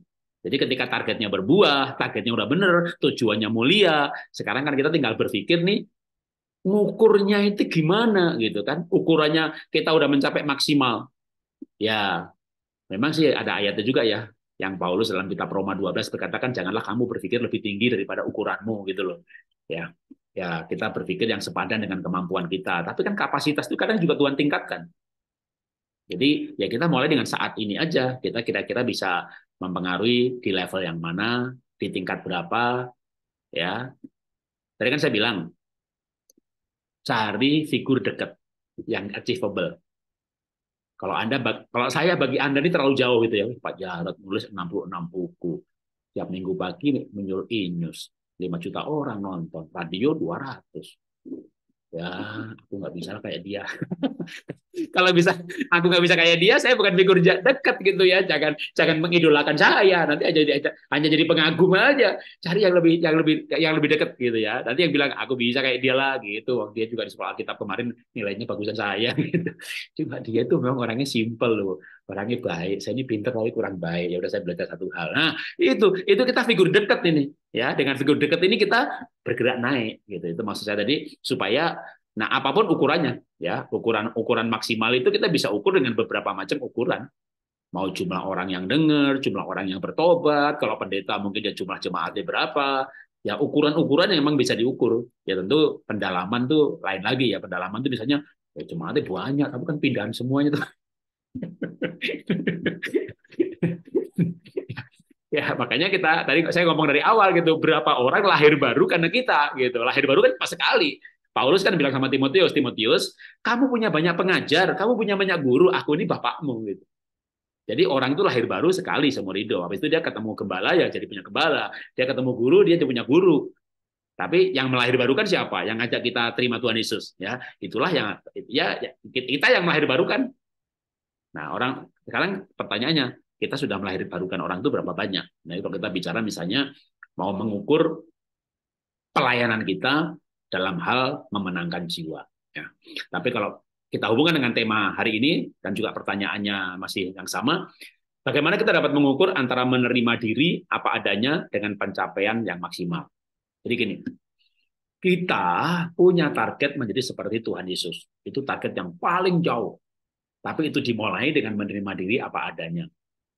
Nah, kalau kita pengen berubah, bukan berarti kita nggak menerima diri apa adanya. Tapi kita berangkat mengetahui diri kita, keunikan kita, menerima apa adanya, lalu kita bergerak menuju keserupaan dengan Kristus. Dan di level manapun, kita bersyukur dengan diri kita. Tapi kita akan selalu menuju, kalau Paulus berkata, mataku ini ya udah, aku berlari-lari pada tujuan, aku mengejarnya seolah belum tercapai. Apa itu? Panggilan surgawi. Apa itu panggilan surgawi? Menuju kepenuhan Kristus, kata Paulus ya dalam banyak ayatnya untuk mencapai kepenuhan Kristus. Oke, saya lanjutkan lagi ke bawah. Pak, aku mau tanya orang yang punya pribadi yang unggul itu mempunyai kriteria yang bagaimana? Ya kalau singkatnya, ya yang kayak Tuhan Yesus. Itu kalau singkatnya. Ya, maka kita nyanyi lagu, ku mau sepertimu Yesus. Tuhan Yesus itu kayak apa sih? Kalau secara psikologis, sanguin, plekmatik, melankolik, kolerik.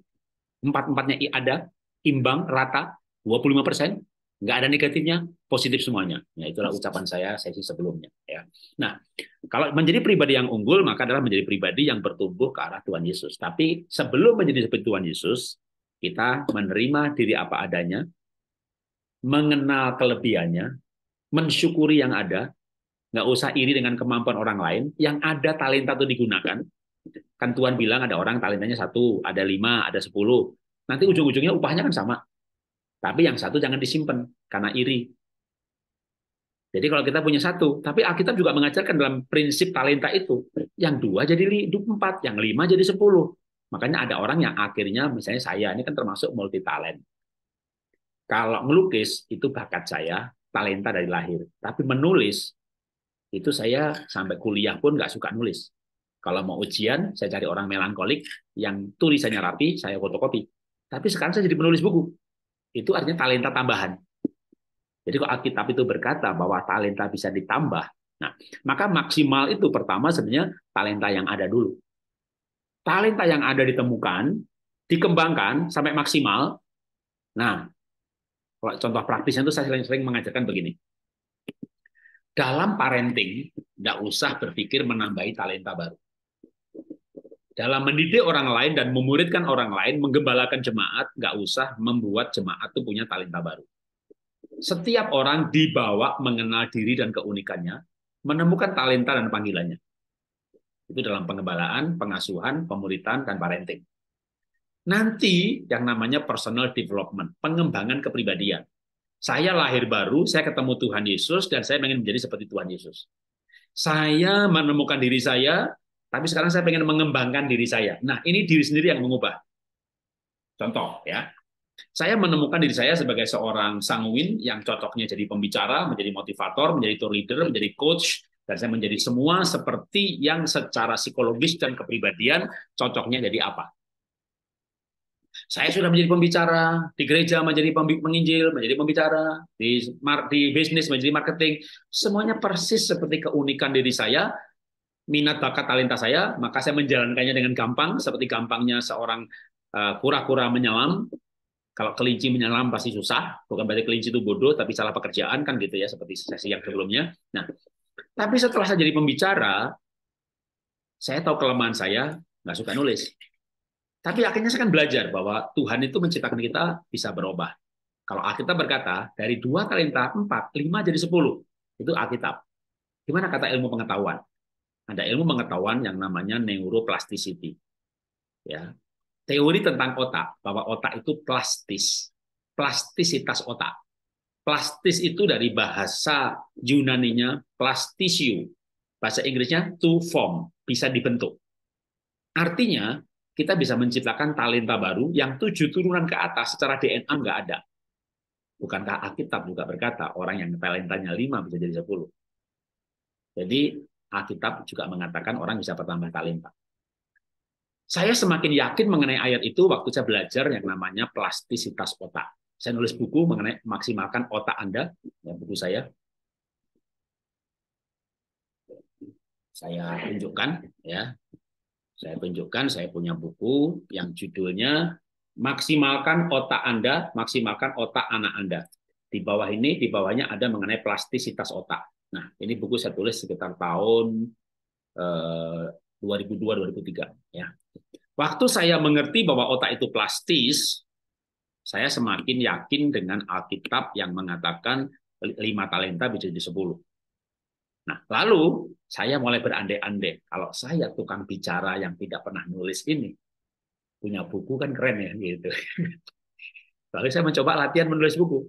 Nulis, nulis, nulis, kasih Gramedia, ditolak. Nulis lagi, diedit, tolak lagi. Diedit lagi, tolak lagi. 3 tahun ditolak terus. Akhirnya saya bikin perusahaan sendiri. Karena waktu saya diberkati, saya bikin perusahaan percetakan. Jadi buku saya tak cetak sendiri. Habis percetakan lain nolak semuanya. Tulisannya salah, gaya menulisnya salah, tata bahasanya salah, titik komanya salah. Lagi mana tukang ngomong nulis buku? Ya untung aja punya duit, bikin perusahaan sendiri. Sampai sekarang perusahaannya masih ada. Malah akhirnya jadi sekarang penerbitan untuk buku anak-anak ya, Happy Holy Kid. Tapi dulu awalnya buat nyetak buku sendiri. Nah, tapi akhirnya singkat cerita ya karena saya latihan terus, latihan terus, latihan terus. Sekarang saya punya 66 buku, itu saya nggak punya script writer. Saya nggak punya script writer. Saya tulis sendiri, saya edit sendiri. Bahkan beberapa buku saya bikin cover bukunya sendiri. Itu bakat baru tuh yang saya ciptakan dalam hidup saya, dalam otak saya. Nah, jadi pribadi unggul itu yang gimana? Yang pertama, jadilah sebagaimana Tuhan menciptakan minat bakat talentanya. Tapi setelah ketemu posisi dan panggilannya, kita bisa lebih maksimal lagi kalau punya talenta tambahan nih. Nah, ini kita bisa ciptakan. Tapi jangan posisinya ini, kan sesi sebelumnya udah ada ya, misalnya kolerik, cocoknya pengacara, memimpin pabrik. Kalau di gereja misalnya rasul, melankolik berarti nabi. Kalau sanguin penginjil gitu. Ya, kalau di dalam dunia sekuler, oh sanguin marketing. Marketing yang hebat, bisa bicara, pandai bergaul, tapi nggak teliti. Ya udah, cari asisten aja yang teliti. Cari kongsi aja yang teliti. Atau gimana kalau saya meningkatkan ketelitian saya? Nah, ketika orang mau mengubah dirinya, itu bisa berubah. Yang tidak bisa berubah itu kalau orang lain Anda mau merubah. Kalau nggak percaya PR ya, robahlah suamimu, robahlah istrimu. Ya, nanti berapa tahun lagi kita reuni ya, saya tanya ya, siapa yang sudah berhasil merubah suaminya? Siapa yang sudah merubah? Susah, bisa tapi susah. Saya masuk ke YouTube ketik merubah pasangan gitu. Nanti kan saya ada ngajari cara merubah pasangan, tapi susah. Yang gampang itu merubah diri sendiri. Nah, pribadi yang unggul menemukan keunikan diri, minat, bakat, talenta, bekerja, melayani sesuai keunikannya, sesuai minat, bakat, talentanya. Kalau bahasa rohaninya, sesuai panggilannya, sesuai tahbisannya. Nah, ini sudah sesuai, baru personal development, pengembangan kepribadian, menambahkan talenta-talenta baru. Karena sekarang saya punya 5. Tuhan Yesus bilang bisa 10, gitu loh. Masa Tuhan Yesus salah bicara? Tuhan itu tidak mungkin salah bicara. Saya bisa punya talenta-talenta baru yang 7 turunan ke atas tidak bisa. Gitu. Ternyata perkataan Tuhan Yesus itu diteguhkan dengan pelajaran yang namanya plastisitas otak. Bahwa otak itu plastis. Anda masuk YouTube, masuk Google, cari jurnal, cari apa saja, masuk Google aja ketik plastisitas otak, pasti muncul apa yang saya ucapkan ini ya. Nah, Berbicara kepribadian yang unggul, itu juga selalu berhubungan dengan plastisitas otak. Karena teori atau dasar mengenai plastisitas otak itu yang banyak dipakai para coach, para motivator, para pengajar-pengajar yang namanya personal development untuk mengajar dan merubah orang. Ya, contohnya misalnya James Clear, Mary Riana, Adam Ko, ya, para motivator. Itu kan berani berkata begini, anak bapak ibu pemalu, tidak bisa bicara, ikut camp saya, ikut latihan saya ajarin mereka public speaking, semuanya akan bisa public speaking. Saya tidak peduli minat bakat talenta. Gitu ya. Saking yakinnya manusia bisa berubah dan saya bisa rubah mereka. Gitu. Kenapa para motivator termasuk saya? Ya, yakin banget bisa mengubah orang. Ya karena kita punya teori, punya dasar teori, punya trik-triknya, punya jurus-jurusnya untuk mengubah orang lain. Orang miskin jadi kaya, orang nggak sukses jadi sukses. Ya, karena memang kita dilatih untuk hal itu, dibekali dengan ilmu-ilmu seperti itu, gitu ya. Nah, tapi sebelum mengubah orang lain, itu kan sebenarnya kan ilmu lanjutan. Ya, fondasinya itu gambar diri itu menerima diri sendiri dulu. Kita menerima diri, bersyukur dengan apa adanya. Tuhan menciptakan unik, dahsyat, ajaib. Aku memang punya kelemahan ini. Tapi kan saya punya kelebihan ini. Nah, aku bersyukur. Melihat orang lain pun, melihat kelebihannya. Melihat orang lain, melihat kelebihannya. Menerima diri sendiri. Menerima Tuhan menciptakan kita. Otomatis kita menerima orang lain. Menerima orang lain, otomatis bisa bangun relasi. Bisa bangun relasi, otomatis bisa mempengaruhi. Kan begitu. Jadi fondasinya tuh gambar diri itu kuat. Penting banget. Pentingnya gambar diri sebagai fondasi perilaku, fondasi relasi, fondasi kemampuan membangun relasi dan hubungan adalah gambar diri. Orang tidak bisa menghargai orang lain karena dia tidak menghargai diri sendiri. Orang nggak bisa menerima orang lain karena dia nggak bisa menerima diri sendiri. Jadi diawali dengan menerima diri sendiri apa adanya. Sekaligus tadi ini sebenarnya juga berhubungan dengan pertanyaan sebelumnya ya. Gimana hubungannya antara mengukur bisa menerima diri sendiri dengan maksimal? Setelah bisa menerima diri sendiri, ya, mengerti keunikan diri sendiri, talenta minat bakatnya, tahu keunggulannya, tentu akan maksimal dengan apa yang positif dalam dirinya. Kalau kelinci ya ambillah jurusan lari jadi pelari. Kalau Anda kura-kura ngambil jurusan renang nanti jadi penyelam, kerjaannya cari mutiara. Kalau Anda Raja Wali ngambil jurusan terbang gitu. Jadi mengenal keunikan diri, tidak perlu menyesal dan meratapi nasib menjadi merasa orang bodoh kalau Raja Wali nggak bisa menyelam air gitu. Walaupun kalau lihat video kadang ada ya terbang cum menyelam gitu ngambil ikan, tapi ya terus terbang lagi nggak bisa lama-lama di situ ya nggak bisa bernafas. Gimana kalau kura-kura gini? Aku ini bodoh banget, idiot kali ya. Aku udah belajar terbang kok nggak bisa-bisa ya. Aduh emang saya ini goblok. Bukan goblok saudara, memang diciptakan tidak untuk terbang gitu loh. Ini kan ilustrasi aja gitu ya. Nah kita mungkin nggak bisa sesuatu, nggak perlu merasa bodoh, kan kita bisa yang lain. Nah, itulah maksudnya menerima keunikan diri, gambar diri dan keunikan. Nggak bisa lepas. Tahu keunikan, menerima diri sendiri, bahkan dahsyat ajaib, berarti gambar dirinya bagus. Kalau gambar dirinya bagus, mengenal keunikannya, baru maksimal. Nah, setelah maksimal, pribadi unggul adalah perubahan setelah mengenal diri. Mungkin ini menjadi lebih terlihat gambarnya ya. Oke, gambaran besarnya mengenai konsep ini. Terus satu lagi. Mendengar Pak Jarod sepertinya begitu luar biasa. Pernahkah mengalami masa paling sulit? Bukan pernah lagi, sering. Pernahkah putus asa? Sering, ya kan? Paulus itu hebat karena mengalami aniaya, ya kan? Anda mau punya karakter yang bagus? Ambil jurusan aniaya. Nanti mata pelajaran disingkirkan dan bidang studi fitnah. Cari guru yang ajaib, namanya penderitaan. Aduh, kalau bicara putus asa, aduh, sering banget juga. Namanya hidup udah 61 tahun. Ya, masalah disingkirkan, difitnah, dijegal, baik dalam dunia pelayanan, dalam dunia bisnis. Pertama kali kerja aja, aduh. Tahu nggak saya kerja? Saya lulus dari IPB tahun 86. 6 bulan nganggur. Jadi setelah lulus nggak dapat pekerjaan. Akhirnya saya jadi sales freelance tanpa gaji. Kalau ada laku baru baru dapat duit. Tapi paling nggak mending lah punya kartu nama gitu, kerjanya sales representatif dulu di Pfizer ya, perusahaan Pfizer. Tapi nggak ada gajinya. Ya pergi ke sana kan nawarin produk. Akhirnya nggak dapat komisi-komisi juga, ya stres juga, putus asa juga, sampai mikir mau ngapain, masa jualan bakso gitu ya, pinggir jalan atau melukis. Bahkan benar, saya pernah jualan lukisan di pinggir jalan di Taman Suropati, Jakarta. Dan nggak laku. Banyak orang pada gelar lukisan di situ. Ikut aja bawa gitu, ditonton-tonton, dipajang, duduk. Nggak laku. Ya, saya pernah begitu. Waktu kecil menjualan lilin, tapi jangan tanya, waktu emang kecil kan emang miskin kan. Jadi saya pernah seperti itu. Terus akhirnya saya ngelamar pekerjaan tahun 86, 86 akhir itu di pabrik namanya Sugisindo bagian packing. Jadi buruh. Kalau kerja dengan sarjana susah, kenapa nggak ngelamar dengan ijazah SMA? Mungkin lebih cepat dari pekerjaan. Jadi saya pernah kerja jadi buruh, kalau akhirnya tahu bahwa saya sarjana, dinaikkan jadi supervisor, dinaikkan lagi terus, dan seterusnya. Jadi kalau bicara putus asa, waduh, waktu kerja sebagai buruh itu, difitnah lagi, begitu mesinnya ngadat, dibilang saya yang mimpin, waduh pokoknya dah. Sampai istri saya dulu, istri bilang kamu kayak orang kayak layangan putus gitu ya. Sama juga waktu saya dicopotin dari jabatan pelayanan, semua jadwal khotbah dibatalkan semuanya. 4 tahun saya mengalami hal seperti itu. Ya, aduh kayak layangan putus saja. Ya. Atau waktu 98 kerusuhan ekonomi, usaha yang saya rintis 8 tahun ekspor, ya tiba-tiba bangkrut. Jadi 98 juga pernah mengalami bangkrut.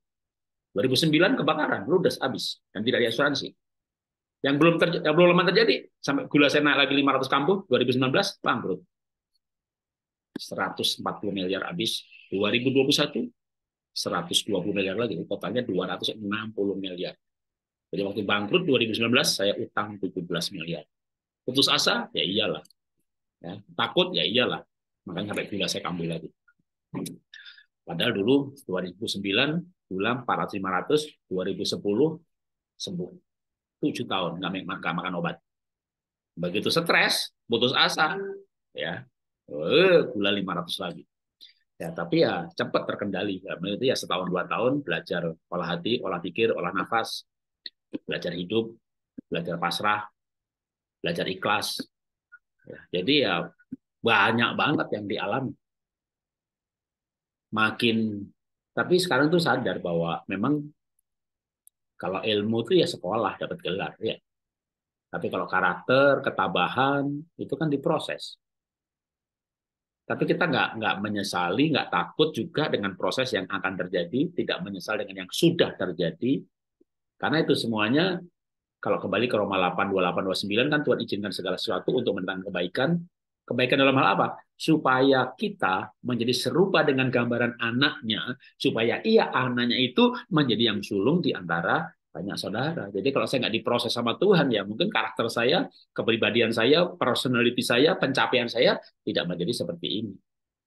Tapi teman-teman yang misalnya sekarang lagi sekolah Alkitab, ya nggak perlu kayak melihat jauh ke atas banget gitu. Ya tahu, saya tahun 82 ya sama dengan teman-teman sekarang yang belajar sekolah Alkitab.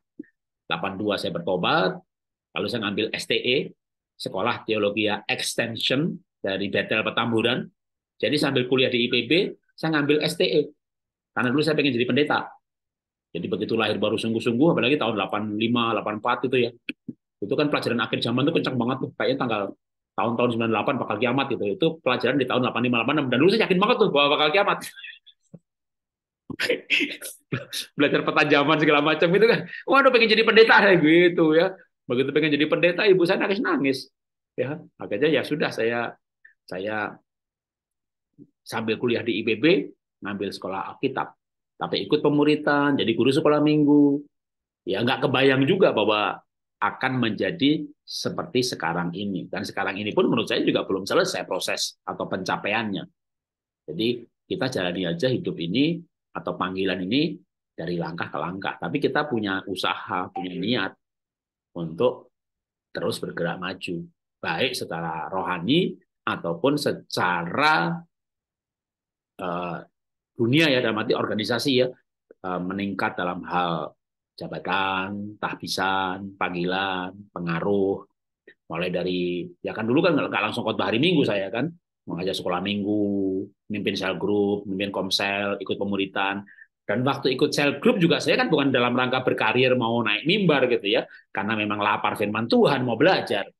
ikut Komsel, ikut pemuritan, ikut PMK, Persekutuan Mahasiswa Kristen, ya di kampus. Kan kegerakan yang ada diikutin. 82 dulu kan kegerakan-kegerakan di kampus itu ya eh, apa namanya dari gerakan-gerakan persekutuan di kampus itu kan pemuritanya menurut saya hebat, keren banget ya. Nah itulah yang kita ikutin ya membawa kita pada proses sampai ya sekarang ini. Oke, terima kasih Bapak Ibu teman-teman karena dari segi waktu dan juga sudah nggak ada pertanyaan lagi. Kita akhiri sampai jumpa Senin depan masuk di tema serial Inner Healing, luka-luka batin. Ya, nanti saya kasih bukunya juga. Ya, ada buku yang judulnya Hati yang Indah. Itu bukunya diterbitkan sama Andi Offset. Kalau mau mau beli bukunya, setahu saya di Andi Offset masih ada. Tapi kalau misalnya cukup dengan PDF-nya, nanti saya bagi. Ya, oke. Selamat sore. Terima kasih. Tuhan berkati. Thank you, Halo, Bro mari. Jarot. Ya.